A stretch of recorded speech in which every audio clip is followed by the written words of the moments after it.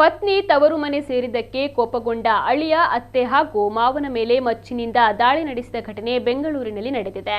55 ವರ್ಷದ ಸೈಯದ್ ಅಹಮದ್ ಮತ್ತು 48 ವರ್ಷದ ನಸೀರಿನ ಬಾನು ಹಲ್ಲೆಗೊಳಗಾದವರು ಫರ್ಹಾನ್ ಮುಬಾರಕ್ ದಾಳಿ ನಡೆಸಿದ ಆರೋಪಿ. ಫರ್ಹಾನ್ ಮುಬಾರಕ್ 5 ವರ್ಷಗಳ ಹಿಂದೆ ಸೈಯದ್ ಅಹಮದ್ ಅವರ ಪುತ್ರಿಯನ್ನ ವಿವಾಹವಾಗಿದ್ದ. ಆದರೆ ಮದುವೆಯಾದ 3 ತಿಂಗಳಲ್ಲೇ ದಂಪತಿ ಪ್ರತ್ಯೇಕವಾಗಿದ್ರು. 4 ತಿಂಗಳ ಹಿಂದೆ ಮಹಿಳೆ ವಿಚ್ಛೇದನಕ್ಕೆ ಅರ್ಜಿಯನ್ನ ಸಲ್ಲಿಸಿದ್ದಳು. ಇದರಿಂದ ಆಕ್ರೋಶಗೊಂಡ ಫರ್ಹಾನ್ ಪತ್ನಿಯ ಮೇಲೆ ದಾಳಿ ನಡೆಸುವ ಉದ್ದೇಶದಿಂದ ಮನೆಗೆ ಬಂದಿದ್ದಾನೆ.